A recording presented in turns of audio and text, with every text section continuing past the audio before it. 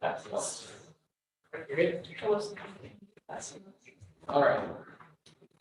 All right, we'll go ahead and call our work session to order, Tuesday, June 20th, 2023. Just have one item on our work session agenda tonight, and that is to talk about kicking off our charter review committee. Something we're required to do every, what's it, 5 years? 6 years. 6 years. So we're about to, last time we did this was right after I came on council back in the beginning of 2018. I was curious about that because this charter was January 1st, 2020. I have a history of that, so we can kind of go. Okay. Talk about what happened I last time. highlighted like, what? Yeah. So, yeah, because remember that time around when we did this, and you weren't, Taylor, I don't think you were around for that one. We had just come off the recalls that we had, and there were some things that happened prior to the recall that we didn't like in terms of how agendas were managed at the council level, making sure that minorities had a voice, and minority councils had a voice on agendas, those types of things. So we put a committee in place and made some recommendations that to them, and they came back with some recommendations on some charter changes. I think there was 3 of them total. All of them were voted overwhelmingly by the public. So it's time to do it again. We don't have the pressing, I don't have like a long list of items I'm concerned about at this point. I have a few thoughts we could talk about, but we want to set up the committee and start this process again. You have some history you wanted to give us? Yeah, so I think thank you, Mayor, for people at home, the city charter is like the city's constitution. It's the highest level of city law, prevails over lower levels of city law such as ordinances. And it can only be changed with the approval of city voters. So chapter 1, section 1 is titled effective date and review. And it basically says this charter shall be referred to as the Sherwood City Charter. Takes effect January 1, 2020. This charter should be reviewed at least every 6 years with the appointment of a charter review committee, city council. So to kind of give us history of what happened last time, in June of 2018, the city council adopted a resolution establishing a charter review committee for the purpose of reviewing the city charter in a comprehensive manner and advising the city council with regard to potential proposed changes to city charter and a possible referral to the changes to city voters. In September of 18, the city council adopted appointing members to the charter review committee, and at that point their work began. So that continued from September of 18 through May of 2019, when there was a work session with the city council to go over those recommendations. In August, the city council, 2019, the city council approved those recommendations, and in November of 2019 it went to the voters, which is what led to the 2020 date. So the voters approved November 2019 and January 2020 the changes which they implemented. So looking at what the charter says in terms of review, the conversation you want to have is the council ready to go ahead and reform the charter review committee at this time? And if so, what sort of items or issues would we like to initially have some conversations about in terms of what we'd like that review to be, or if there's any pressing right now? And I think we're a little early because if they didn't finish that until 2019, it's only been 4 years. So if Started. it started in 2015, so 17. It started in 18, so in theory, we would start in 24. Okay. If you want a 6-year window. So, In theory, you could do it earlier too. yeah, so quick question though, what, are we legally able to say, hey, it's good and not form a committee, or do we have to form a Well, it's 6 years, it says shall, so I think it's a good healthy practice. I think, as we get into it, I have some ideas that I want to talk about that are more about making sure we're protecting ourselves from preemption from the state. I want to talk a little bit about in this process, and then after we talk about all that, maybe at the end of the meeting, we can talk about whether we want to do it or not, but because we could technically wait till next year. But I think it's worth the conversation. Yeah, I'd be happy for that, but I would also be surprised if anything we could do. Let's give it. I can go ahead and say, I have a couple of things I go into. I'd just like to, so it's only 25 minutes, I'd like to preface my statement by saying, our goal is not to debate anything here, that's what the committee will do. our whole system, say, is this an area we should look at, yes or no, and then move to the next one. So we can- Okay. Right, is everyone, that's my thoughts. And from a timing standpoint, there's a very, I mean, a very reasonable argument to make that since essentially a council sits for a 2-year window, it would be good to start and include a review process in that 2-year window. So that would be, that would support the argument of starting forming a committee now with the ideas of being valid fall of When we form a committee, or if we form a committee, do we direct the committee on which areas to look at, or the committee has full purview of anything? Full purview, but we can give them areas we want them to look at. I did find one area that, our council rules is opposite of our charter. And it's under section 11 on the second page. It says a number of councilors equal to a majority of the quorum may cause an item to be added to the agenda. Our council rules say 3 councilors. So, which do we go by? Well, this, can you read that again? That Yeah, I did, I'm sorry. a number of councilors equal to a majority of a quorum may cause an item to be added to the agenda of a future meeting. Isn't that what we've That would already be 3 changed? anyway, because quorum would be 4. Majority of the Quorum. quorum would be 3. A quorum is, 4 out of a 7. quorum to conduct business shall be kind of Equal majority of to- the council. Equal to a majority of the quorum. So So quorum is 4, quorum is 5. majority of a quorum is 3. 4. That's Okay, right. so that reads right then. I'm just reading it wrong. Okay. I mean, it's weirdly worded. Yeah. It's Yeah. consistent. Yeah, I get you. Okay, majority of a quorum. We should I just think say it was, but I think it was worded that way because you could have a meeting where, say, 2 people are absent, so you've got. Or if you have 2 vacancies, Yeah, have you have 5 two on council, your vacancies. quorum is 3, a majority of the quorum now becomes 2. Yeah. That's Yeah. an area. All right. Yeah, quorum is I remember. everybody, I all remember positions talking that aren't about that. vacant. Yeah, yeah. We're trying to make sure we cover All right. bases on that. So, Well, then, So we just go through it in order, people can raise issues. so Versus bouncing around. Can I just talk about a kind of a general concept? Sure. Jump into it. There. So, and yes, I agree, let's go through it in order. So, one of the things, so we have Salem that, there's a lot of bills out there right now that are looking to preempt local control. And as a cautionary tale, I'll go back to the Senate bill that took the right for cities to have voter approved annexations away. If you read in here, and if you go back to Corvallis, which was the city that sued the state over that, the reason they lost is because their charter said voters have the right to annexations unless otherwise under state law. So basically, that little last piece in their charter is the reason they lost that case, to continue to have voter annexations, if you go read the decision of the court. So one of kind of the generalist things I would like us to take a look at, and even if that means bringing in like an attorney or somebody that really knows this stuff, do we have other areas in our charter that we could be bolstering, or changing a little bit, or tweaking to further protect us from preemption? wouldn't state law still preempt? So Oregon is a home rule state, and under the Constitution, if you read the letter of the state constitution, it says all powers are granted to the state. Power, the city gets those powers, except that the public safety is carved out for that. Now, the courts have been pretty liberal interpretation of that, but we're not a Dillon's, the other states, a lot of other states are Dillon's rules, where it's the opposite, it's legislative tells you. So in our case, it's reversed, but if we have language in here, because there are references to state law in here, we can change that, or we can add something that helps bolster an area that we're concerned about in the future. I think we need to improve that. You can put it on top.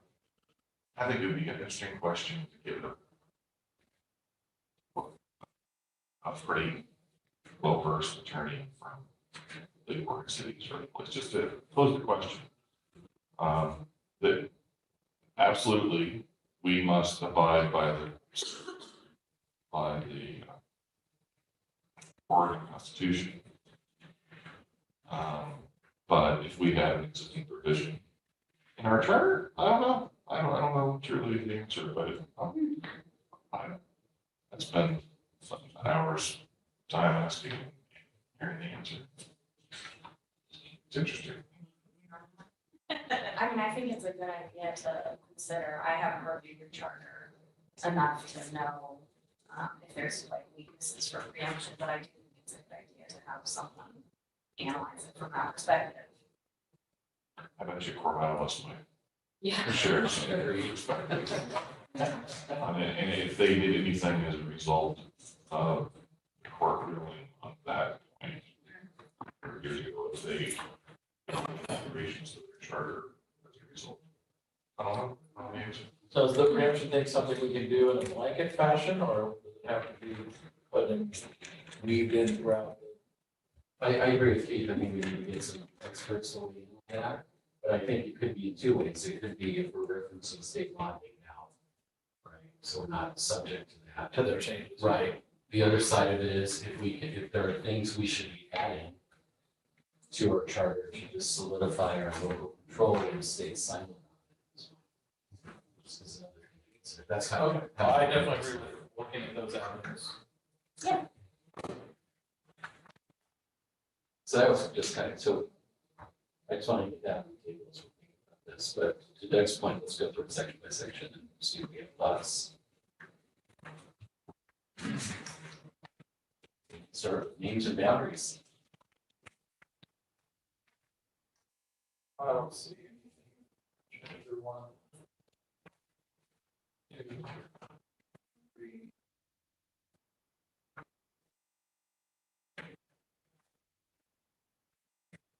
Everyone's happy with the quorum rules. Yeah. Working those costs. Yeah, that's mine too. I'm good on first 5 chapters.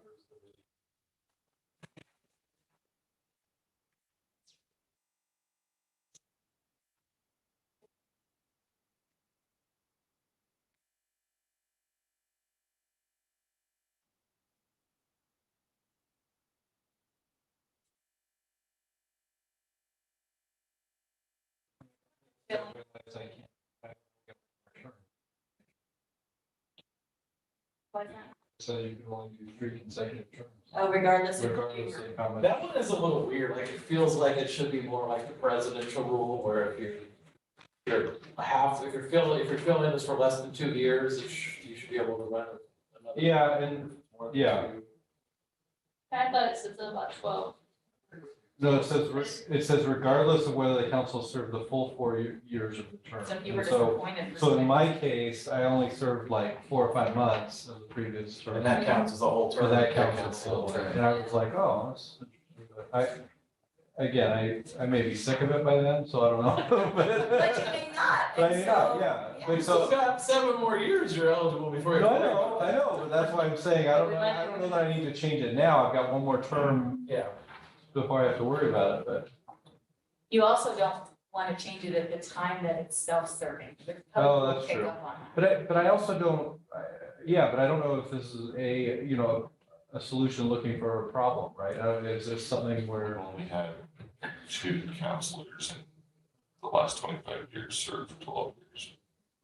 yeah, so I don't, Oh, God. you But just that's get something we out could for it. definitely have the committee take a look at. Yeah, we can have a look at it. yeah. Just gave me good excuse. It's a little weird. So that's. Oh, I mean, Linda and Dave, they both did well. It probably didn't. No, she No, did she that. didn't move Oh, that that's right. to- I'll always hold that in my back pocket. just in case. Yeah. Filling of vacancies, Yeah. section, that That needs one. that got us in a little, Yeah. That whole thing, The only thing was that I- 31 and 32.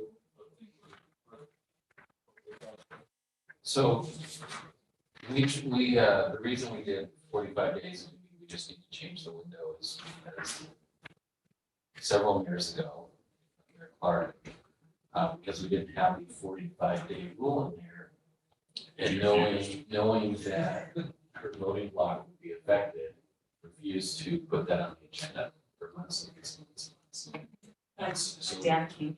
I do remember that. I think we just need to put a thing in there that says if there's an election within a certain amount of days or months, then you don't have to do it. Because in the case we recently had, it was absurd that we had to do appointment 2 months 3 before. meetings, yeah, I think it's something we should have. there should be something. We don't have to debate it. yeah. That's something. But I do remember, now that you remember that.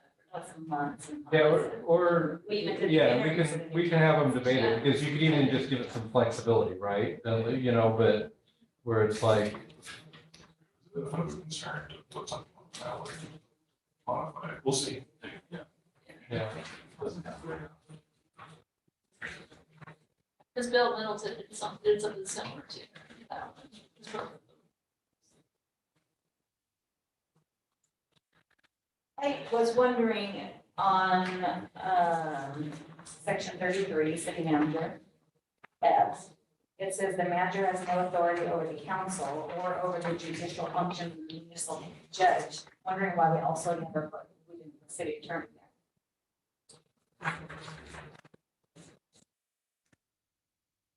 there. Yeah, it's like when we added the attorney, we probably didn't get that added. We probably didn't have the attorney in that section. Probably not. Well, we've Oh. always had, But we were using outside counsel. but our section on city attorney says in-house or, it's always said in-house or, Yeah, Yeah, looked at it. more of a cleanup thing.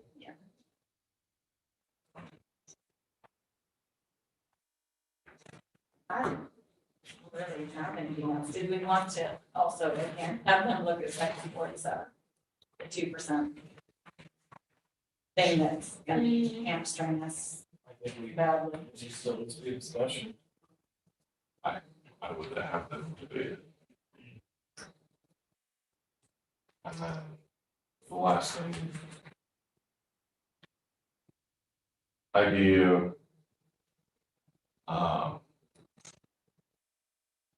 Cities across the country from time to time do something stupid.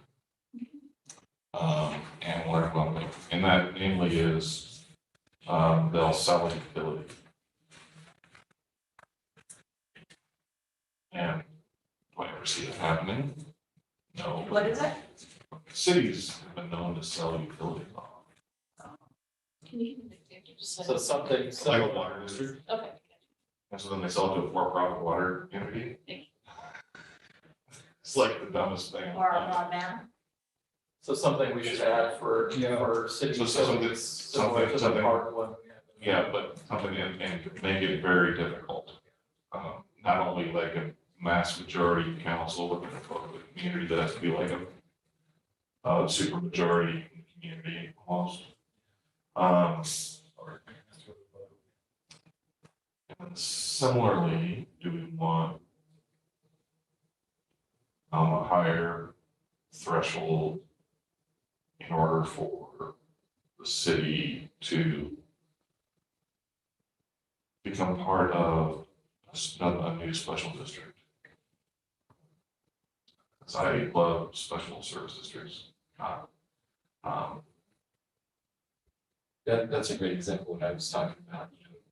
You could, I'm just spitballing here, but you could have voter approval of becoming part of a special district. The special district could be something like Metro. They already have to have voter approval. of the special district down here.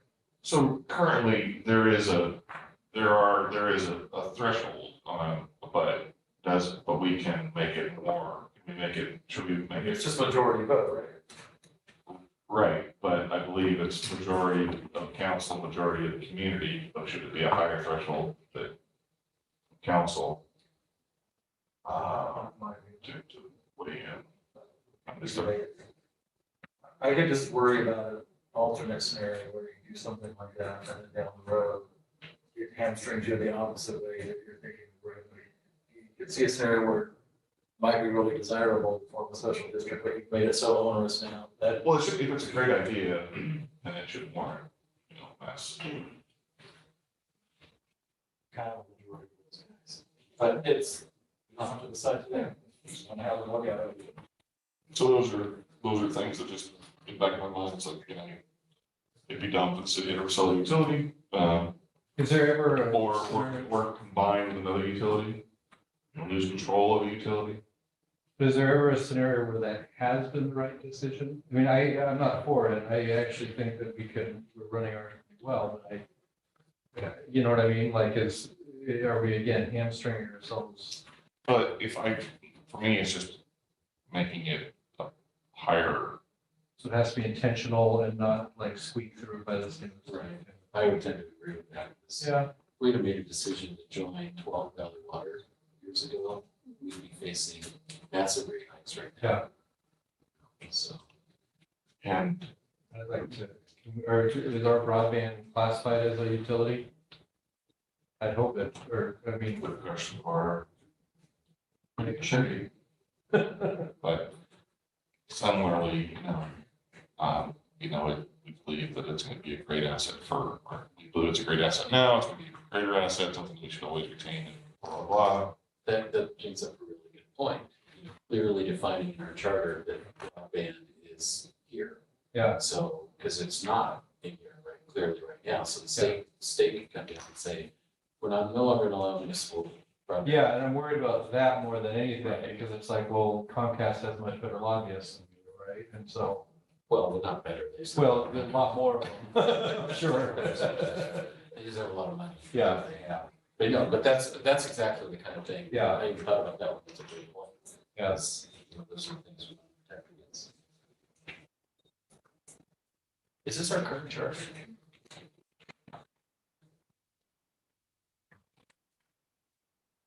This one was interesting. So, Section 38, the council by resolution will determine the rules governing recruitment, selection, promotion, transfer, demotion, suspension, layoff, and dismissal of city employees based on merit and fitness. I mean, I haven't looked at employee handbooks and I've been on council. Has not been touched. This is 2012. It speaks real time right now. Oh, But yes. Yeah, It it is. is. It is significant. I'm like, I've had no say in any of that as a counselor, but yeah, whatever we did in 2012, yeah. Good to hear you guys some more. Yeah, we're working on it right now. I think 2 or 3 HR people have looked at it and it's never gotten done, but I have faith in Lydia. No, it is a top priority for sure. If it's 10 years out of date, it's. It is, it is, I thought it's it- a law changes. Probably get a good laugh at reading these days, 7, 10 years old. Okay.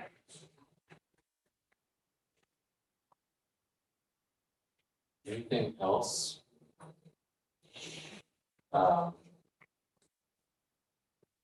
Just got a couple of minutes here. I'm just noting, our charter does not have that language about annexations that fit with Allison. We did. But we had annexation policy, we had built-in annexation amendment in the charter, but it went away after the law changed, I think, in the last cleanup. The last cleanup or the cleanup before that, So right now, so it says city of Sherwood boundary should not be effective unless ratified by a majority vote of the city qualified electors voting in the election, where at least 50% of registered voters cast a ballot. I remember talking about that last time. We didn't want to take it out just in case the state law changed. Here's this. so you're referring to the Corvallis thing? Look at section 3 down. Early on in the charter, it talks about how we follow all state, that's the state That's right, constitution, it's but the state first laws. Yeah, it is. Almost required by Not the state answer. law. All right, anything else? So sounds like there are a few things we want to try to take a look at. I think as a step one, we can get some outside advice on that bigger question that we talked about. Remind me how we named people to it last time. Like, do you remember? Yeah, you. I know, I was in the middle of it, but I can't remember. I think we brought names forward and Those are because you had Linda, you had Dave Grant, I Still report, I know I wanted some old hands on it. Yeah. Just David. and then 1 or 2 from council. Maybe we would solicit volunteers, and just like every other one. I'll put a slate together, you guys decide what you think. Last time it was 9 people. on the committee. Did we have some from boards and commission? Yeah. We might have. We did. Yes, Council, there was one each from each board and commission with the exception of traffic safety committee and the police advisory board, with 1 representative of each of the boards and commissions, and then 3 citizens at large. Everybody okay with that same format? How many total is that? It was 9 last time. And And one you said that there was not one from one of the, was that because they didn't want it or be? Traffic safety. The traffic Oh. safety committee and the police advisory board hadn't been formed. Okay, okay. So I would say just add them in. and- Oh, we wouldn't have the Senior. advisory, or the Senior. senior advisory board. Well, last it was the 3 senior boards, advisory. 12. Senior, not because That's- police was good. Yeah, senior. Yeah, that's too many. 12 is It's too many.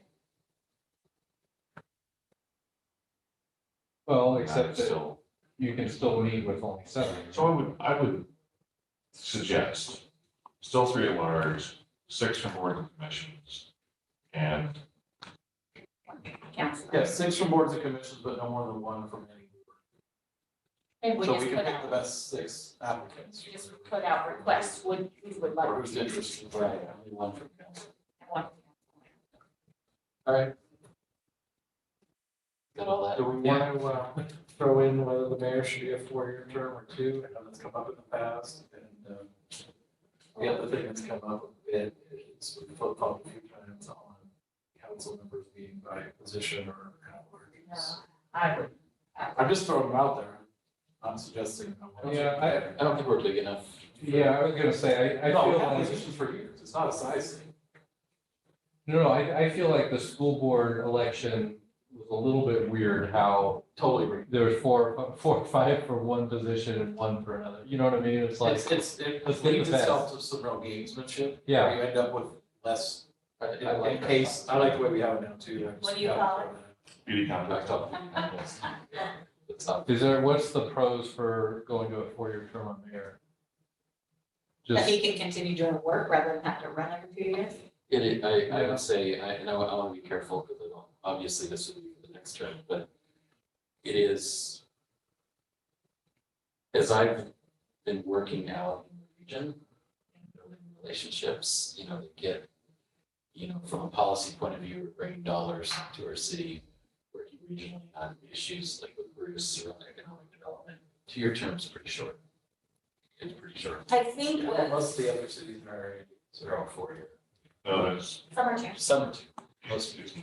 I think a lot of thought behind that is every 2 years, the majority of council has the possibility of changing over. Meaning the majority or can't, 4 people could change. right, Yeah. yeah. I mean, they can talk about it. yeah, Yeah. I would say, I mean, especially your last election didn't take a lot out of you, right? So that's the thing, is it's mostly, it's like, yeah, if the mayor's mostly doing a good job, I feel like the election is probably, it's that, It is, it's, again, I don't have a huge horse in this. It would be easier for sure if it was 4. But I'm not, I don't, And then there's the It's wire not of term important. limits I'm on not gonna allow councilors, it. but not mayor. yeah. We can put a term limit on the mayor too, add that in. Why are the term limits on councilors and not mayor? Let's just do it if let's just do it if the mayor's named Keith, and we'll call it that. We have. something there. Keith Mayors. Have to change your name if you want to run. all right, so unless there's anything else pressing, we all good? All right, so I'm gonna adjourn your work session. We'll, Making sure you're paying attention. I'll gavel this into the next meeting. Let's go see who gets the perfect.